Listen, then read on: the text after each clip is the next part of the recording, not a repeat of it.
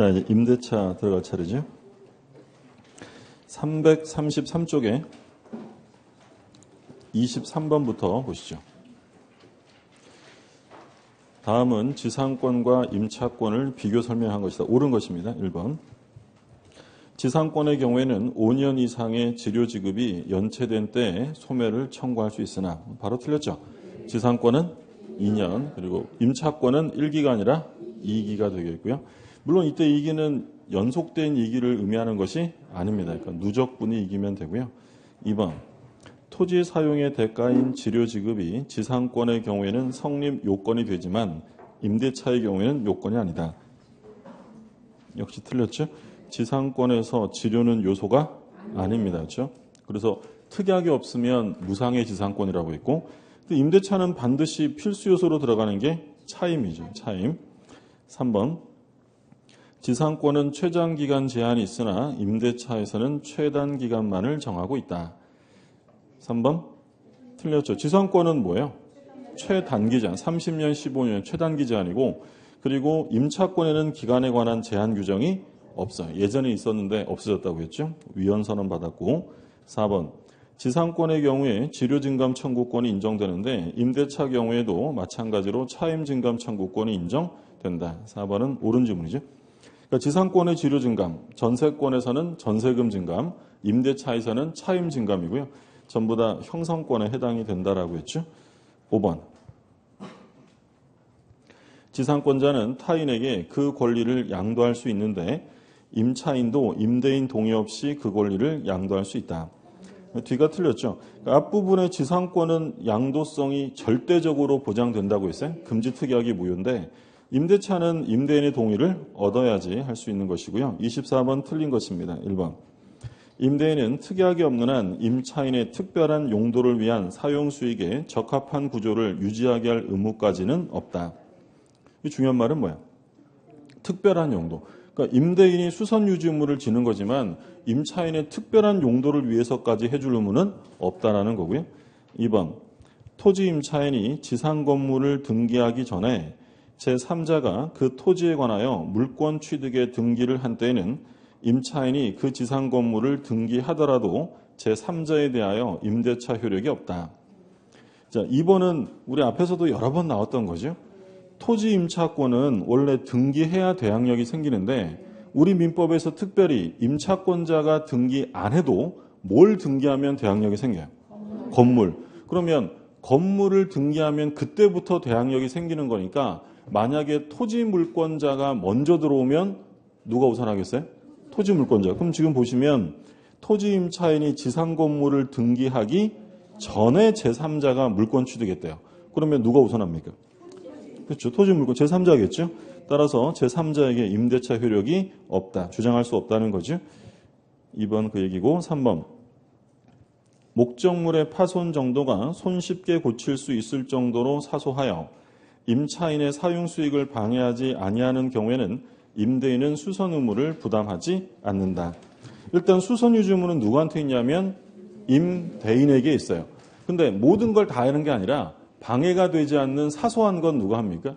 임차인이 하는 거. 그 외 것들은 임대인이 해줘야 되고. 근데 조심하실 점은 임대인의 수선 유지 의무에 관한 규정이 강행 규정이 아니에요. 그러니까 임차인에게 부담시켜도 됩니다. 근데 절대로 안 되는 게 있었죠? 대수선. 대규모 수선은 반드시 임대인이 해줘야 되고. 다음 페이지. 4번 보시면 임차 건물이 화재로 소실된 경우에 있어서 그 화재 발생 원인이 불명인 때에도 임차인이 그 책임을 면하려면 임차 건물 보존에 관하여 선량한 관리자의 주의 의무를 다했음을 입증해야 한다. 그러니까 임대차에서 보관 의무는 누구한테 있는 거예요? 당연히 임차인. 그래서 만약에 건물이 화재로 소실되었다면 임차인이 의무를, 손해배상 의무를 면하려면 스스로 선관주의 의무를 다했음을 입증해야 돼요. 누가 입증하는 게 아니에요. 임대인이 임차인의 잘못을 입증할 필요가 없죠. 근데 최근에 판례가 있었죠.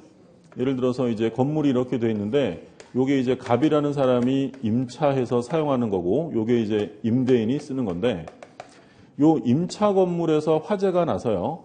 여기에 이어져 있는 임대인 건물까지 다 타버렸어요. 자, 그러면 요 임차한 부분에 대한 손해배상 책임과 관련해서 누가 입증하라고요?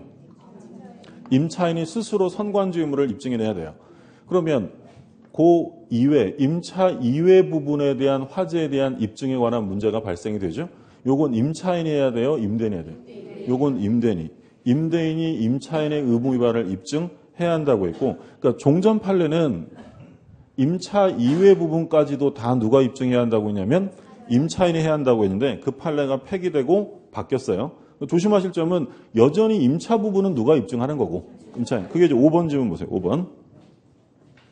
임차 건물 부분에서 화재가 발생하여 임차 건물 부분이 아닌 건물 부분까지 불에 타 그로 인해 임대인에게 재산상 손해가 발생한 경우에도 임차인이 선량한 관리자의 주의 의무를 다했음을 입증하여야 손해배상 책임을 면할 수 있다.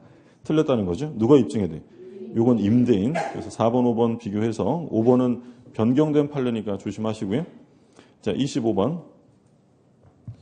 임대차 갱신에서 틀린 것입니다. 1번. 임대차는 갱신할 수 있으며 갱신 횟수에는 제한이 없다. 그렇고요. 2번.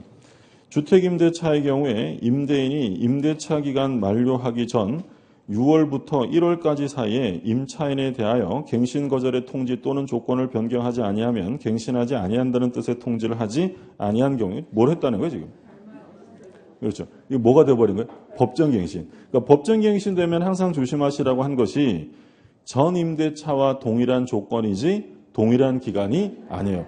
지금 이제 2번 주택임대차가 나왔는데 법정갱신됐을 때 마지막에 전 임대차와 동일한 조건으로 다시 임대차가 맞죠? 기간은 어떻게 돼요?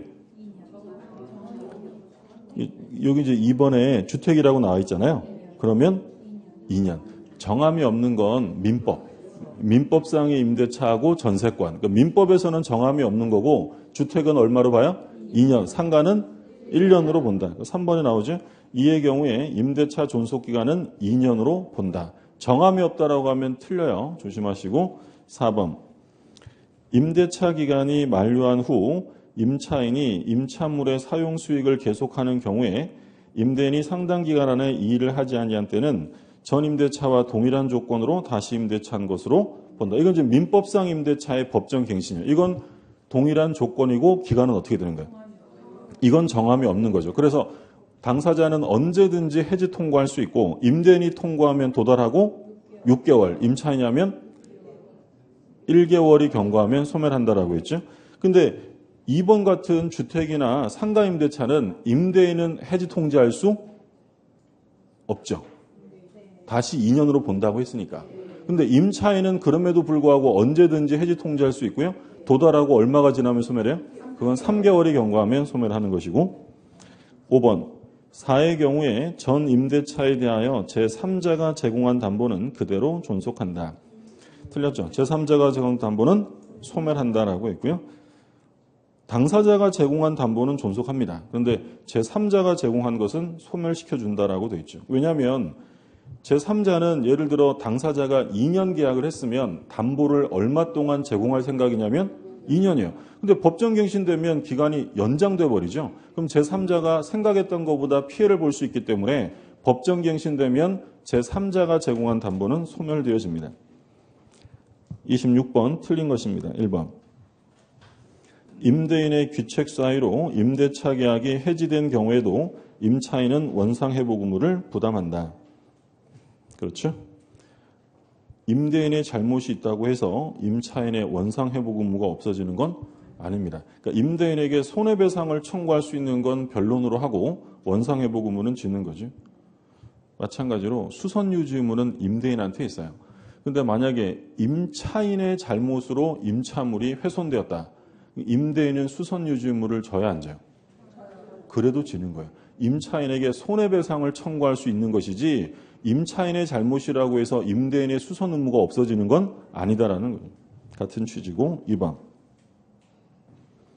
임대차 계약 당시 건물 소유를 목적으로 한 토지 임차인이 건물 기타 지상시설 일체를 포기하는 약정은 특별한 사정이 없는 한 무효이다. 이건 뭘 포기하는 특약이에요? 지상물 매수 청구를 포기하는 특약이죠. 강행규정 위반으로 무효가 되고요. 3번. 임대인이 재판상 청구한 차임 증액 청구가 상당하다고 인정되는 경우 증액의 효력은 판결 확정 시에 발생한다. 3번 틀렸죠? 이거 형성권이니까 법원이 판결하면 판결 시에 증감의 효력이 생기는 게 아니라 청구 시부터 생기는 거죠. 3번 틀렸고요. 4번 임대인이 부담하는 수선 의무를 면제하거나 임차인의 부담으로 돌리는 특약도 가능하다. 그렇고요. 근데 대수선은 안 된다고 했고 5번 임대차 계약 종료 후 임차인이 정당한 원인에 기하여 임차 목적물을 계속 점유하였더라도 목적물을 사용 수익하지 아니하여 실질적 이득이 없으면 차임 상당액을 반환할 필요가 없다. 그러니까 사용한 게 있어야 부당이득 반환을 하는 거고요. 사용한 게 없다면 부당이득의 문제는 생기지 않는다라는 거죠. 그러니까 예를 들어 뭐 동시행의 항변권이 있다. 이 사람이 동시행의 항변권을 주장하면서 목적물을 사용한 것이 아니라 큰 자물통 채우고 사용하지 않았다는 거예요. 그러면 그 기간에 대한 부당이득 반환해야 하나요? 할 게 없다는 거죠. 사용한 바가 없으니까. 27번 을은 건물 기타 공작물 소유를 목적으로 갑소유 토지를 10년간 임차하여 그 지상의 건물을 신축하였다. 옳지 않은 것은 1번 임대차 기간이 만료한 경우에 건물이 현존하고 있다면 을은 계약 갱신을 청구할 수 있다. 그렇죠? 2번 사전에 지상 건물에 대한 권리를 을이 포기하기로 약정하였더라도 을은 지상물 매수 청구권을 행사할 수 있다.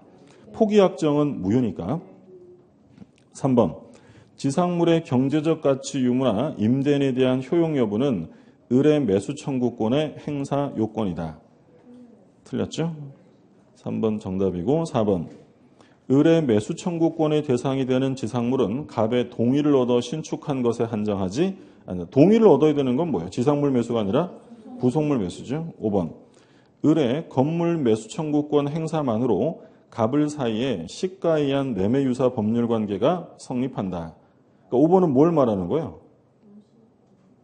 건물 매수를 청구하면 토지 소유자의 승낙이 필요하다는 거예요? 필요 없다는 거예요? 필요 없다는 거잖아요. 그렇죠? 예. 건물 매수 청구권, 지상물 매수 청구권은 청구권이 아니라 형성권이다라고 했죠.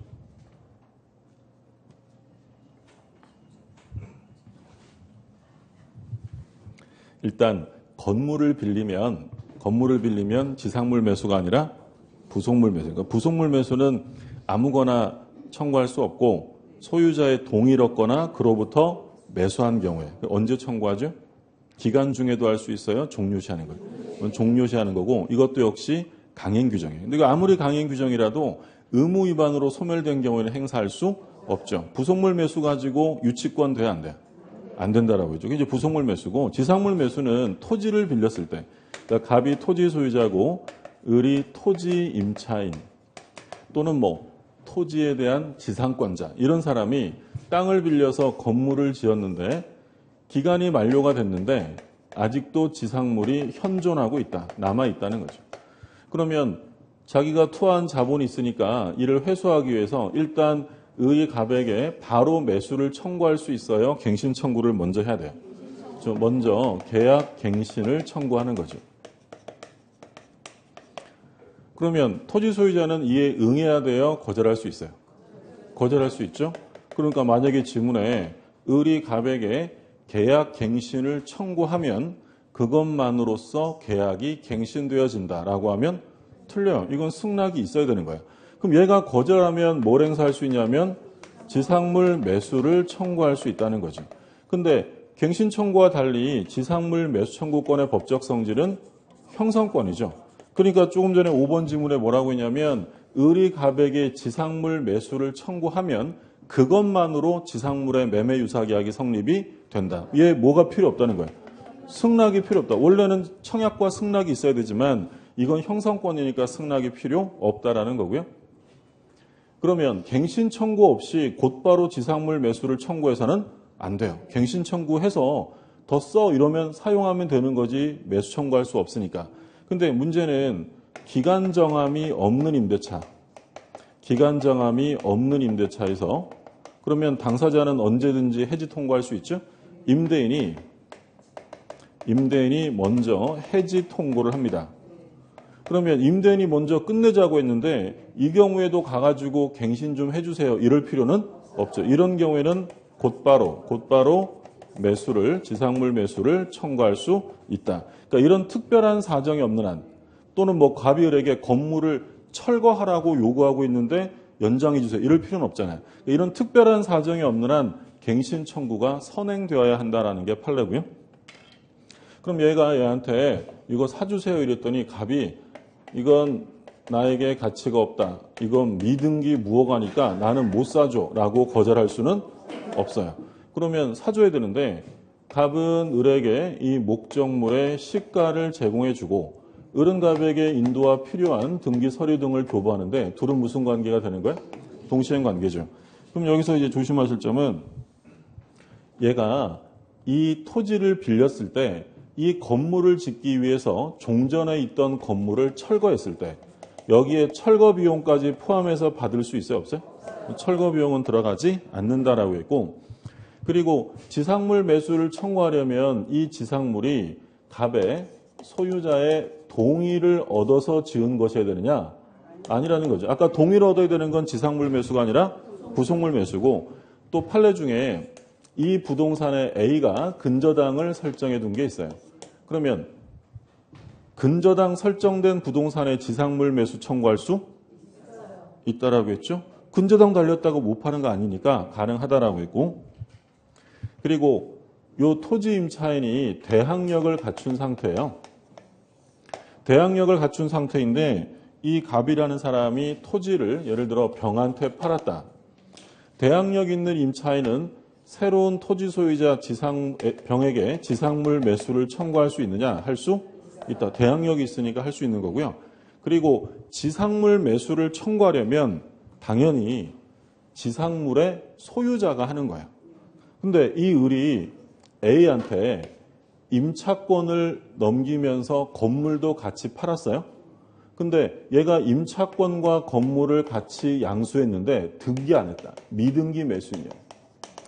그럼 미등기 매수인의 지상물 매수 청구가 인정되겠느냐라는 문제죠. 돼야 안 돼? 인정된다라는 게 판례죠. 원래 지상물 매수는 건물의 소유자가 청구하는 거예요. 물론 임차인이 하는 거고 그럼 미등기 매수인은 소유자는 아니죠. 등기 안 했으니까. 그러니까 소유자는 아니지만 이 미등기 매수인도 사실상 법률상 처분할 권한이 있기 때문에 얘도 매수를 청구할 수 있다라는 거고요. 그럼 만약에 이 토지 임차권자가 건물을 지었는데 임차권을 다른 사람에게 넘겼는데 건물은 아직 을이 가지고 있어요. 그럼 을은 지상물 매수를 청구할 수 있느냐? 될까 안 될까요? 지금 지상물 매수를 청구하려면 임차인이 건물 소유하고 있을 때 하는 거잖아요. 근데 이 을이라는 사람이 임차권과 건물을 다 넘긴 게 아니라 예를 들어서 건물만 넘겼다든지 또는 임차권만 양도했다든지 이렇게 되면 매수 청구를 할 수가 없는 거였죠. 그래서 건물의 소유자가 행사하는 것이다. 무슨 말씀인지 드셨죠? 예. 그리고 이런 규정은 임의 규정이 아니라 강행 규정이에요. 강행 규정. 그래서 토지 임대차라면서 미리 이거 포기 특약을 하면 포기 특약 자체가 무효. 물론 예외는 있어요. 포기 특약이 유효한 경우도 있는데 예외적으로 포기 특약이 있어도 임차인에게 불리하지 않다라고 볼 수 있는 경우 소위 이제 은예적인 임대차라고 했죠. 보증금이랑 월세를 엄청 싸게 해주는 거예요. 엄청 싸게 해주고 대신 기간 만료되면 철거하기로 한다라고 합의했다면 그런 합의는 임차인에게 불리한 것이 아니기 때문에 그런 합의는 유효해요. 근데 그런 특별한 사정이 없는 한 철거 특약은 당연 무효고 근데 이게 아무리 강행 규정이라 하더라도 채무불이행으로 소멸당했다면 이때는 행사할 수 없다라고 했죠. 이건 부속물 매수도 똑같은 얘기 나왔었고 그리고 우리가 본 판례 중에서 임대인 토지뿐만 아니라 제3자 토지 위에 걸쳐서 건립된 부분이 있었어요. 그럼 제3자 토지 위에 걸쳐진 부분은 매수 청구할 수 없는 거고요.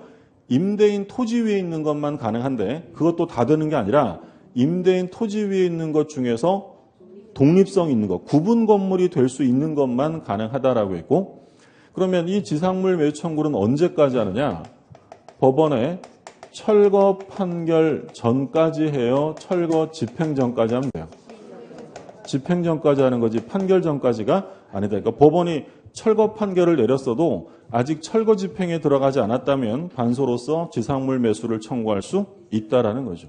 그러니까 임대차에서 가장 많이 출제되는 부분 중에 하나가 지상물 매수, 부속물 매수, 비용 채권 요거죠. 그럼 부속물을 좀 전에 봤고 비용은 또 우리가 잘 알잖아요. 비용. 필요비는 언제 청구? 필요비는 즉시, 유익비는 종료시, 행사기간은 6개월이죠. 임의규정이에요, 강의규정이에요? 임의규정이고 비용에 대한 유치권 행사할 수 있는 거죠. 그렇죠? 비용은 목적물에 들어간 거니까. 그렇죠? 예. 교재 볼게요. 예. 335쪽에 28번. 토지 임차인의 지상물 매수에서 판례와 다른 것인데 1번. 임대차 존속기간 만료로 종료되는 경우에만 인정되고 기간 약정이 없는 임대차를 임대인이 해지 통고한 경우에는 인정되지 않는다. 1번 틀렸죠. 이 경우에는 갱신 청구 없이 바로 매수 청구할 수 있다라고 했고 2번 매수 청구의 대상이 되는 건물은 임대차 만료 시에 그 가치가 잔존하면 되고 반드시 임대차 계약 당시 기존 건물이나 거나 임대인의 동의를 얻어 신축한 것에 한정되는 것은 아니다. 그렇고요. 3번 임대차 계약 종료 시에 경제적 가치가 잔존하고 있는 건물이라면 비록 행정관청의 허가를 받은 적법한 건물이 아니더라도 매수 청구의 대상이 될 수 있다. 적법한 건물에 한정하는 거 아니라고 했고요. 4번 매수 청구의 상대방은 원칙적으로 임차권 소멸 당시 임대인이나 대항력 있는 임차인은 임차권 소멸 후 그 토지를 양수한 제3자에게도 지상물 매수를 청구할 수 있다. 대항력이 있으면 제3자에게도 할 수 있고요. 5번 임차인 소유의 건물이 임대인이 임대한 토지 외에 임차인 또는 제3자 소유 토지 위에 걸쳐서 건립되어 있는 경우에는 임차지 위에 서 있는 건물 부분 중 구분 소유권의 객체로 될 수 있는 부분에 한하여 임차인에게 매수 청구가 인정된다. 그러니까 제3자 토지 위에 있는 건 안 되는 거고 임대인 토지 위에 있는 것 중에서 독립성이 있는 것만 가능하다라는 얘기죠. 자, 29번 틀린 것입니다. 1번 부동산 임차인은 당사자 사이에 반대 약정이 없으면 임대인에 대하여 그 임대차 등기 절차에 협력할 것을 청구할 수 있다.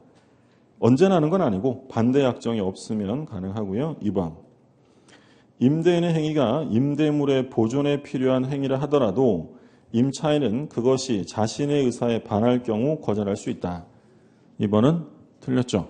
보존에 필요한 행위를 임차인이 거절할 수 없습니다. 거절할 수 없고요. 만약에 이 보존에 필요한 행위 때문에 임대차의 목적을 달성할 수 없다면 계약을 해지할 수 있도록 규정하고 있죠. 2번이 답이고 3번 임차물의 일부가 임차인의 과실 없이 멸실 기타 사유로 인하여 사용 수익할 수 없는 경우 그 잔존 부분만으로 임차의 목적을 달성할 수 없는 때에는 임차인은 계약을 해지할 수 있다. 목적을 달성할 수 없을 때 할 수 있고요. 4번 임차물에 대하여 권리를 주장하는 자가 있는 때에는 임차인은 지체 없이 임대인에게 이를 통지하여야 한다. 그렇죠? 만약에 임대인이 알고 있으면 통지해 줄 필요 없어요. 모르는 걸 기본으로 해서 통지해 주라는 얘기고 자, 5번 차임은 얼마 이상 지체되면 해지냐면 이기고요.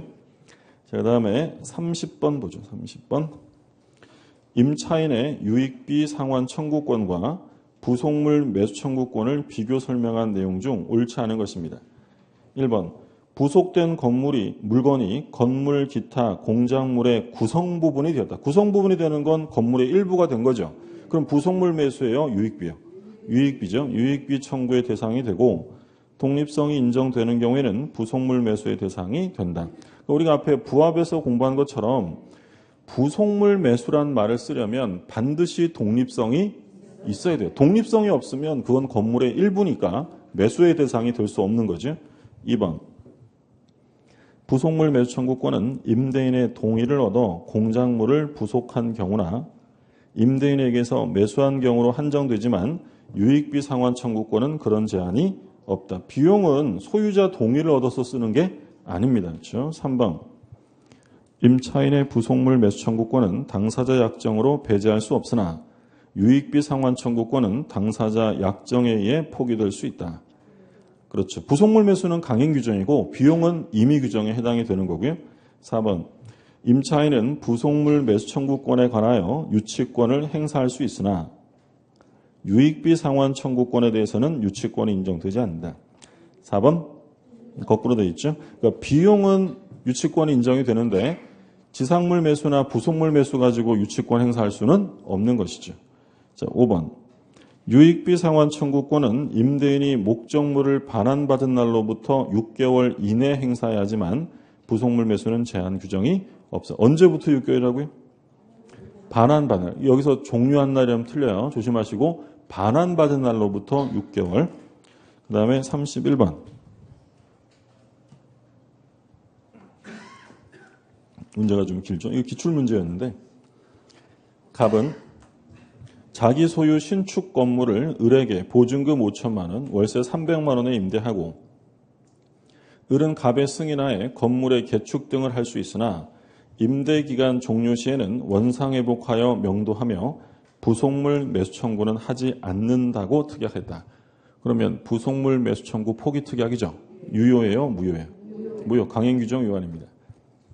을은 갑의 동의를 얻어 직접 주방시설의 설치 비용을 지출하여. 근데 가로에 뭐라고 되어 있냐면 건물의 구성 부분이 아니라 독립성이 인정된다. 그러면 부속물 매수 청구의 대상이 될 수 있다는 거예요. 만약에 독립성이 인정이 안 되면 그럼 무슨 문제로 가는 거고요?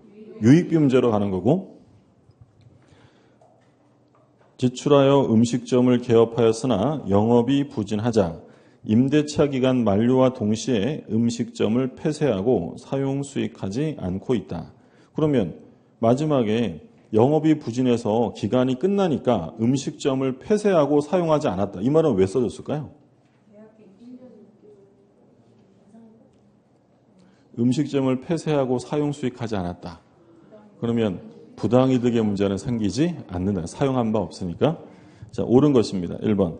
을은 보증금 반환 청구권을 가지므로 갑의 건물 명도 청구에 대해 유치권을 주장할 수 있다. 보증금 가지고 유치권 행사할 수 없다고 했고요. 2번. 을이 주방시설의 매수 청구를 하기 위해서는 갑에게 계약 갱신을 요구해야 한다. 계약 갱신은 언제 청구하죠? 뭐 할 때? 지상물 매수, 그렇죠? 부속물 매수는 갱신 청구 같은 거 없어요. 바로 부속물 매수로 가고. 3번. 을은 갑에게 임대차 기간 만료 이후에 임료 상당의 부당이득을 반환해야 한다. 사용한 게 없습니다. 부당이득은 생기지 않고요. 4번. 을이 부속물 매수 청구를 하면 원칙적으로 부속물 매수대금 지급 의무와 부속물 인도 의무는 동시행 관계에 있다. 이건 뭐 부속물에 대한 매매 계약이 성립한 거니까 서로 주고받는 건 동시행이라는 얘기죠. 5번. 부속물 매수 청구권은 임대차 종료 시에 인정되므로 갑과 을 사이의 임대차 계약이 을의 채무불행으로 인하여 해지되더라도 인정된다. 채무불행, 의무위반으로 소멸한 경우에는 행사될 수 없죠. 자, 그 다음에 양도 나오는데 양도는 좀 이따 보시고 먼저 기출문제 문제 볼게요.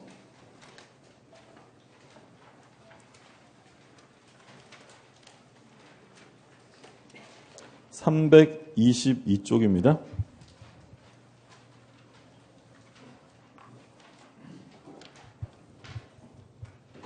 322쪽에 7번이죠. 7번. 임대인이 목적물 반환받은 경우 임차인이 지출한 필요비 상환 청구는 목적물 반환받은 날로부터 6개월. 답은 3번이죠. 예. 좀 착한 문제죠. 예.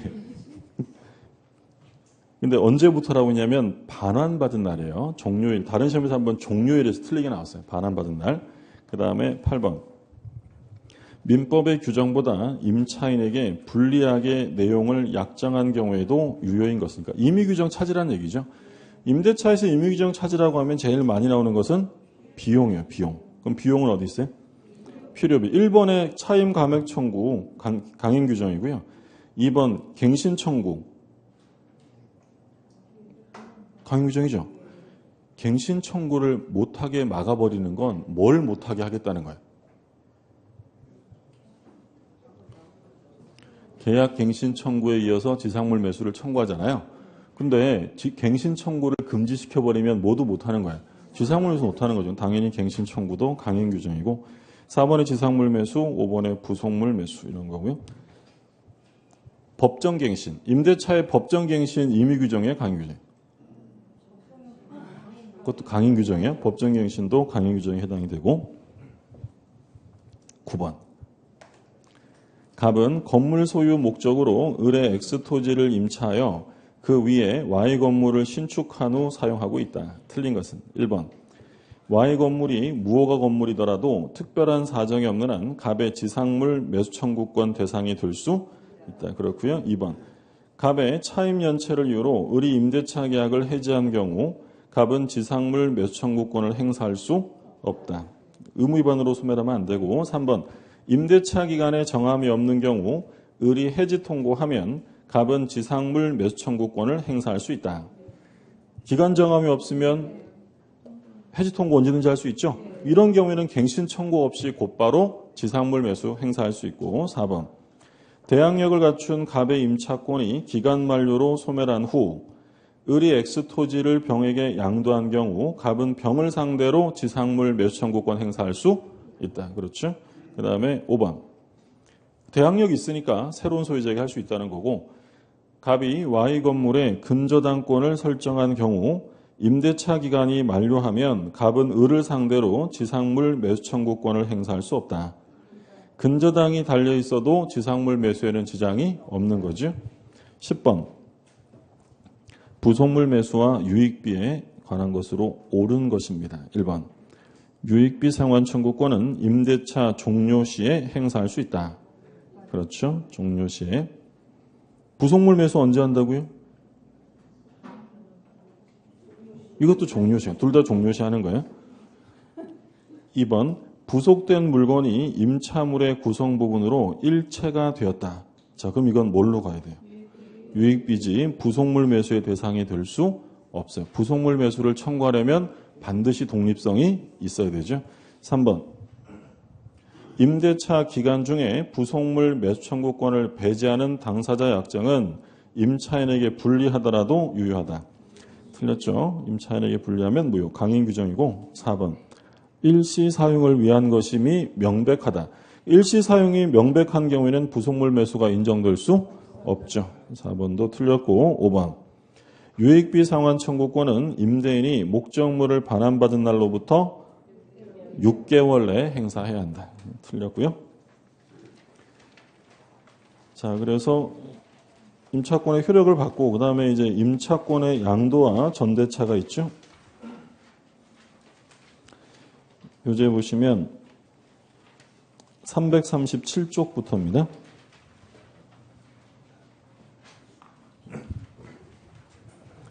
오늘 갈 길이 뭔데 벌써부터 힘들이 많이 빠지신 것 같아요. 피곤하세요? 네, 피곤하실 때죠. 시험도 이제 점점 다가오고 날씨도 그렇고 또 어린 자녀 두신 분들은 애들 또 개학이 되었고요. 제 아들도 오늘 개학해서 학교 갔는데 밀린 방학 숙제하느라 주말에 부모 직업 체험을 해오라고 이렇게 나왔더라고요. 한 게 없잖아요. 그러니까 이거 해야 된다 그래서 어떻게 하냐더니 동영상 틀어줬죠. 저 수업하는 거를. 그러니까 30분을 보더니 이제 그 칠판에 저 있는 그림을 그리고 밑에 느낀 점 쓰는 게 있더라고요. 느낀 점 뭐라고 썼냐면 우리 아빠는 아는 게 참 많고 멋지다. 여기까지 좋았어요. 뒤에 한 줄이 뭐였냐면 집에서의 모습과는 참 다르다.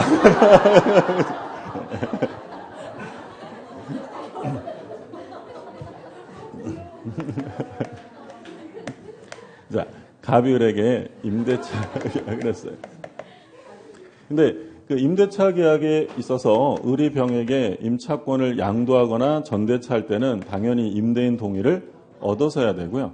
동의를 얻지 않고 했다. 일단 조심하실 점은 동의 없이 을이 병에게 양도 전차 계약하면 이 계약 무효예요? 유효해요?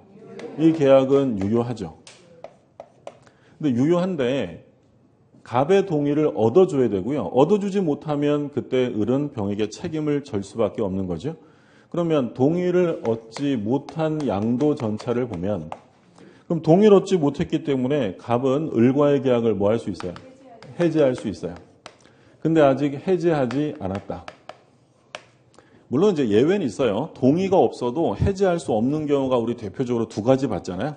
첫 번째는 건물의 소부분. 건물의 소부분을 사용케 하는 경우에는 동의가 필요 없다라고 했고요. 그 다음에 두 번째는 배신행위가 아니라고 볼 수 있는 사정. 그러니까 부부, 가구점 팔에 있었죠.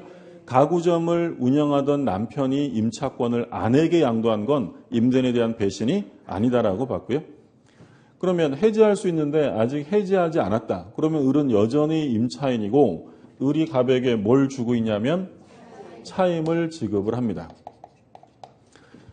자, 그러면 갑이 병을 상대로 직접 차임을 청구할 수 있느냐? 할 수 없죠. 얘랑은 전혀 법률 관계가 없고요. 병은 갑에 대한 그냥 불법 점유자예요. 뭐 굳이 갑이 병에게 차임 한번 받아보고 싶으면 어떻게는 돼요? 을을 대위에서 청구하는 건 되는데 직접 할 근거는 없고, 그리고 이제 시험에 제일 많이 나왔던 건 양도전차에서 제일 많이 나온 건 병이 지금 현재 불법 점유를 하고 있는데 그러면 갑은 병에게 이를 이유로 손해배상이나 또는 사용에 대한 부당이득 반환 청구가 되느냐. 이게 제일 많이 나왔죠. 돼야 안 돼? 안 된다라고 했죠. 그러니까 왜 안 된다고 했냐면 병이 목적물을 불법 점유함으로써 갑이 입는 피해액은 사용료, 차임 상당액인데 아직 해지를 안 했으니까 을이 지금 뭘 줘요? 차임을 주니까 이 차임으로 갑의 손해는 다 보상이 돼요. 그러니까 별도 손해배상을 또 청구할 수는 없다. 그러면 언제 이후에는 할 수 있다는 거예요?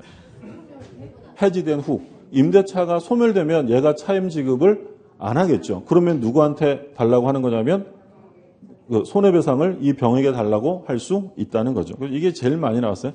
불법 점유를 이유로 임대차 중에는 손해배상이나 부당이득 청구할 수 없고요. 그러면 이 불법 점거하는 병에게 반환 청구할 수 있는데 반환을 자신에게 하라고 해야 돼요? 을에게 하라고 해야 돼요? 아직 해지 안 했으니까 을에게 반환할 것을 청구할 수 있다. 물론 을이 반환받을 수 없거나 이를 원하지 아니하는 때는 자신에게 반환 청구할 수 있다라는 예외 규정은 있는데 특별한 얘기 없으면 임대차가 남아있으니까 을에게 주라고 해야 돼요. 이게 해지 전의 관계고요. 뭐 해지 후의 관계는 뭐 너무 간단하죠. 해지 후예요. 그러면 을이 갑에게 차임을 줘야 안 줘요? 안 주겠죠. 그러면 갑은 병에게 손해배상 청구할 수 있는 것이고 반환은 을에게 하라고 해야 돼요? 자신에게 반환할 것을 청구할 수 있다. 이게 동의를 얻지 않은 경우고요. 그 다음에 이제 동의를 얻은 전대차인데 갑이 임대인, 을이 임차인. 근데 동의를 얻어 적법하게 병에게 전대차를 해주었다. 전차인. 그러면 얘가 전차인이면 임차인은 전대인 이렇게 이제 부르겠죠. 그러면 이 병은 원칙적으로 권리 의무 관계가 누구랑 있는 거예요? 얘랑 계약했지 얘랑 계약한 거 아니잖아요. 그럼 원래 병과 갑 사이에는 권리 의무 관계가 없어요. 그게 정상이에요. 그런데 전차인은 임대인에게 직접 의무를 부담해야 해요. 왜 해야 돼요? 법이 하려니까 하는 거였죠. 630조이죠. 그러니까 원래 관계가 없어요. 그런데 우리 법이 임대인 보호를 위해서 전차인은 임대인에게 직접 의무를 부담해야 한다라고 규정한 거야. 그럼 권리 주장은 못 하더라도 뭐는 하라고요? 의무. 그러니까 얘가 얘한테 무슨 비용 달라 이런 거 못 해요. 얘랑 관계가 없으니까. 근데 뭐는 하라고요? 의무는 부담해야 한다라고 규정하는 거죠. 그러면 이 갑이 병에게 차임 줘라고 차임을 청구하면 거절할 수 있어요? 지급해야 돼요? 지급해야 돼요. 직접 의무를 부담해야 되니까. 그렇다고 해서 두 번 줄 수는 없잖아요. 그래서 문제가 생기는 것이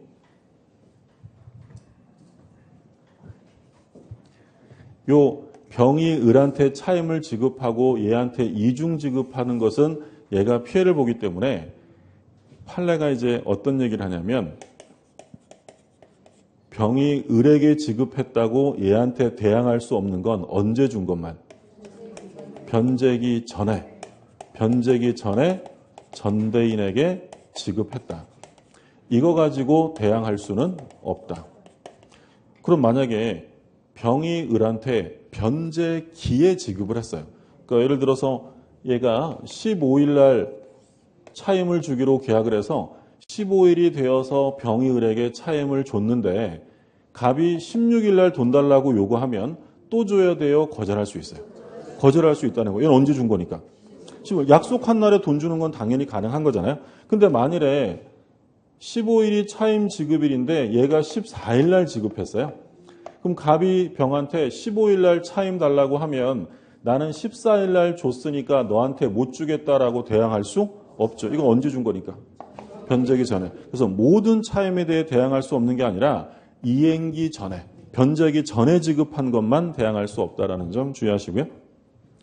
그리고 전대차라는 건 임대차에 종속되니까 임차권이 소멸하면 전차권도 당연히 소멸하는 거예요.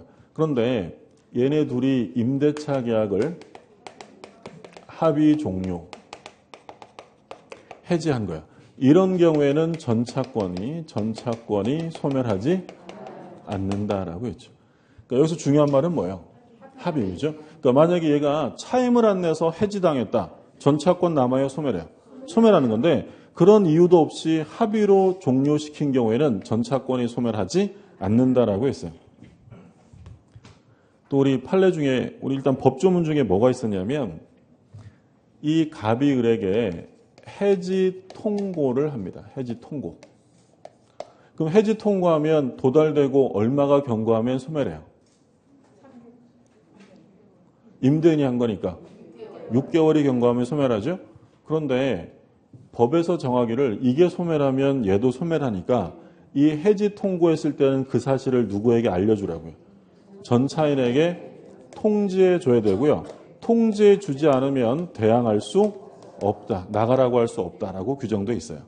근데 이제 문제가 됐던 건 뭐냐면 갑이 을에게 얘가 차임을 이익이상 지체하는 바람에 해지한 거예요.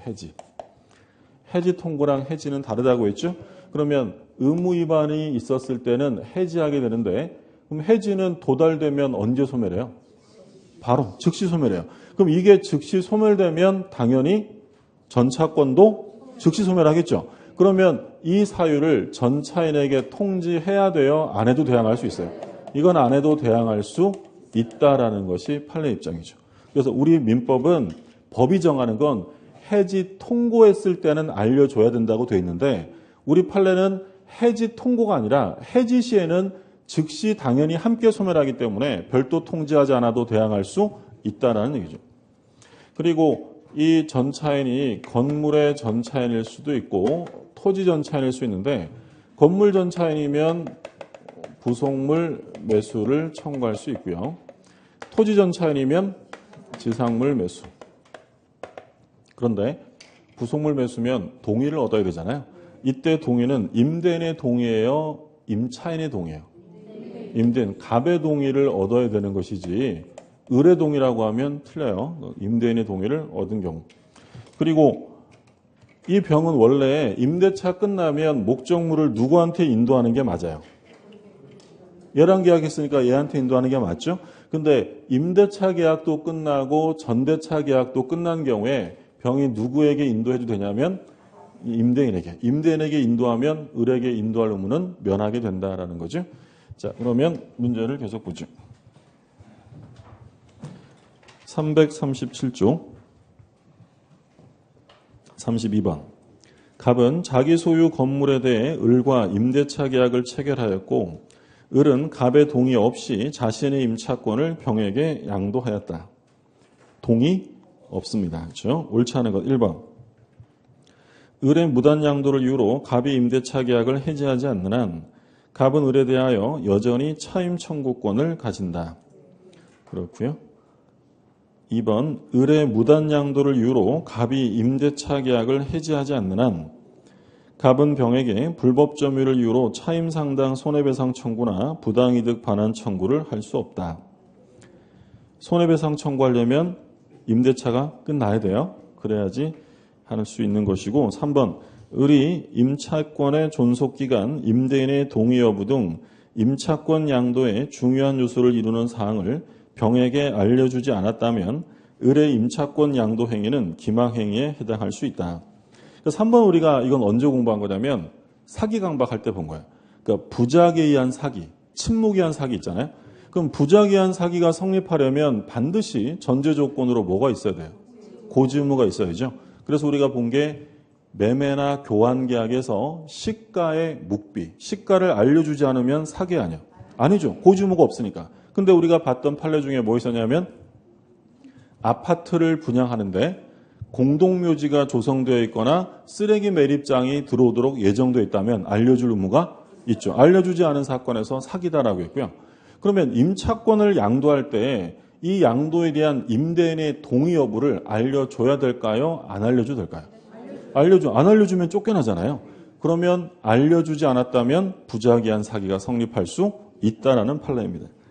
그래서 기망행위에 해당할 수 있고요. 4번 병은 갑에게 임차권을 주장할 수 없으며 나아가 을과 병 사이에도 임차권 양도 효력이 생기지 않는다. 4번 앞에는 맞아요. 주장을 할 수 없는데 뒤가 틀렸죠. 동의가 없다고 해서 을과 병의 양도계약 효력 자체가 무효가 되는 건 아닙니다. 효력은 있어요. 유효하다라는 거죠. 나중에 동의를 얻어줄 의무를 지게 되고요. 5번 을과 병이 부부로서 임차 건물에 동거하면서 함께 사업을 경영하는 특수한 관계에 있다면 갑에게 해지권이 인정되지 않을 수 있다. 이건 부부니까 배신행위가 아니라는 특별한 사정이 있는 것이죠. 자, 33번 틀린 것입니다. 1번. 임차권의 양도가 있게 되면 임차인은 그의 지위를 벗어나고 양수인은 임차인의 지위를 승계하여 임차인으로서의 권리 의무를 가지게 된다. 그렇고요. 2번. 전차인은 전대인에 대한 차임 지급으로서 임대인에게 대항할 수 없는데 이는 전대차 계약상의 차임 지급 시기를 기준으로 하여 그 전에 전대인에게 지급한 차임에 한정된다. 중요한 말은 뭐예요? 전에. 변제기 전에 준 것을 대항할 수 없는 거고요. 변제기에 이행기에 이행한 건 대항할 수 있다. 3번. 건물 소유를 목적으로 한 대지 임차권을 가지고 있는 자가 그 대지상에 자기 소유 건물에 대해 제3자에게 양도담보를 설정해 준 경우에 건물 부지에 관한 민법 제629조 소정의 해지의 원인인 임차권의 양도 또는 전대가 이루어진 것으로 해석할 수 없다라고 해야죠. 3번 틀렸고 3번 판례 기억나세요? 그 주된 권리가 넘어가면 종된 권리가 따라간다라고 했죠.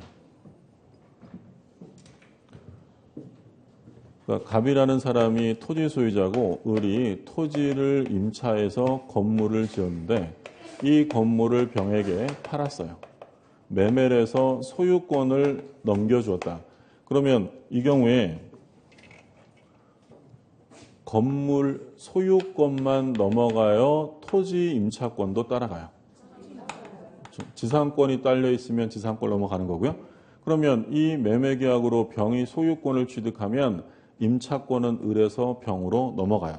그럼 이 매매계약은 임차권의 양도를 수반하게 되고요. 그러면 갑의 동의, 임대인의 동의를 얻어야 돼요? 얻을 필요 없어요? 동의를 얻어야 되고요. 동의 얻지 못하면 해지 사유가 된다라고 했어요. 예전에도 틀렸었어요. 요건 새삼스러운 거 아니고 설령 경매로 넘어간 경우에도 동의가 있어야 한다는 게 판례. 629조가 여기도 적용되는 거예요. 동의 얻어라. 그런데 지금 나온 건 갑이 을이 병에게 판 게 아니라 원인을 뭐로 했다고 돼 있어요? 양도담보로. 그래서 을이 병에게 양도담보로 소유권 이전 등기를 해준 거예요. 그럼 양도담보로 소유권 이전 등기가 되면 소유권이 넘어갔어요? 안 넘어간 거예요? 안 넘어갔죠? 그러면 임차권이 넘어간 거예요? 안 넘어간 거예요? 아니, 이건 임차권의 무단 양도가 아니다라고 했죠. 따라서 해지 사유가 될 수 없다. 그러니까 이 판례는 우리가 양도담보 성질 보면서 여러 차례 봤던 거예요. 그러니까 양도담보로 등기가 되면 소유권의 변동이 없는 거예요. 청산해야 되잖아요. 그래서 우리가 이거 같이 봤던 판례가 뭐였냐면 지상권자가 토지 소유권 이전 등기를 했는데 양도담보로 등기한 거예요. 그러면 지상권자가 소유자가 된 거예요? 안 된 거예요? 안 된 거죠. 그러면 지상권은 혼동으로 소멸되지 않는다라고 했고 또 뭐 봤냐면 주택 임차인이 대항 요건을 갖추고 새로운 양수인은 임대인의 지위를 모두 다 승계하는 거예요. 근데 대항력 있는 주택일 임차권이 붙은 부동산을 매매하거나 경매하거나가 아니라 양도담보로 등기한 경우 있었죠. 그럼 양도담보권자는 임대인의 지위를 승계해야 하나요? 안 하죠. 얘는 소유권을 취득한 바가 없다. 같이 묶어서 봤던 판례고 그 얘기예요. 다시 볼게요. 3번 건물 소유를 목적으로 한 대지 임차권을 가지고 있는 자가 그 대지상의 자기 소유 건물에 대해 제3자에게 양도담보를 설정해 준 경우에 그러니까 건물 이전 등기가 된 거예요. 근데 원인은 뭐라고요? 양도담보예요. 건물 부지에 관하여 민법 629조 소정의 해지의 원인인 임차권의 양도 또는 전대가 이루어진 것으로 해석할 수 없다라고 해야죠. 이해되셨죠? 예, 4번. 당사자 특약으로 임대인 동의를 요하지 않는 것으로 할 수 있고요. 5번. 건물의 임차인이 건물에 뭐가 나왔어요? 소부분을 타인에게 사용케 하는 경우에는 동의 없이 할 수 있죠. 34번입니다. 이번에는 동의를 얻어서 전대차한 거야. 1번. 병이 건물의 부속물을 갑으로부터 매수하였다면 누구한테 샀어요? 갑 소유자. 병은 전대차 종료 시 갑에게 매수를 청구할 수 있고요. 2번. 병은 갑에게 직접 의무를 부담해야 되고 법이 정한다고 했죠. 3번. 병이 을에게 변제기에 차임을 지급하였다면 병은 갑의 차임 청구에 대항할 수 있다. 언제 지급했어요? 변제기. 그럼 대항할 수 없는 건 변제기 전에 지급한 거. 4번. 을이 차임을 지체하여 갑이 을에게 계약을 해지하였다면 이를 병에게 통지하지 않아도 병에게 대항할 수 있다. 중요한 말 어떤 말이 눈에 들어와야 돼요? 해지 통고가 아니라 해지. 해지했다면 즉시 소멸되니까 전차권도 즉시 소멸이죠. 그건 알려주지 않아도 대항할 수 무슨 말인지 드셨죠? 해지 뭐 한 경우는 알려주라고요? 통고. 해지 통고하면 6개월 있다 소멸하잖아요. 그럼 시간이 있어야 되니까 알려줘야 되고 그 다음에 5번. 갑이 을과 임대차 계약을 합의 해지하면 병의 전차권도 따라서 소멸한다. 중요한 말은 뭐예요? 합의 해지. 그렇죠? 합의로 소멸한 경우에는 전차권 소멸하지 않죠. 324쪽입니다. 324쪽. 11번. 11번. 건물 임대인 갑의 동의를 얻어 임차인 을이 병과 전대차 계약을 체결하고 이도했다. 동의를 얻은 거예요. 그 다음 기억. 갑과 을의 합의로 임대차 계약이 종료되어도 병의 권리는 소멸하지 않는다. 중요한 말은 합의로 종료한 경우에는 전차권 소멸하지 않고요. 니은.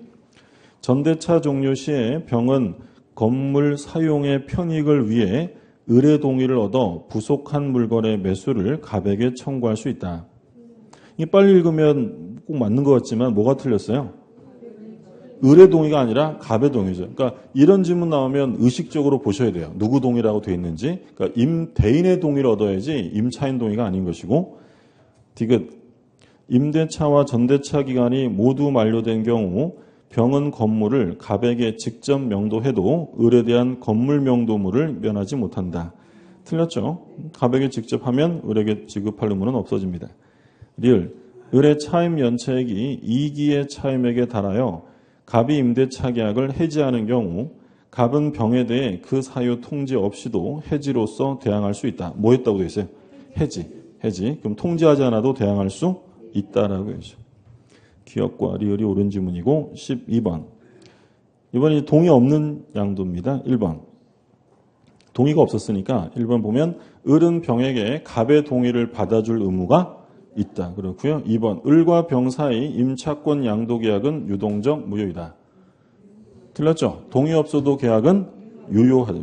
2번 틀렸고. 3번 갑은 을에게 차임 지급 청구할 수 있다. 그렇고요. 해지하지 않는 한 차임 청구는 인정이 되고. 4번 만약 병이 을의 배우자이고 X 건물에 동거하면서 함께 가구점을 경영한다. 가구점 판례죠.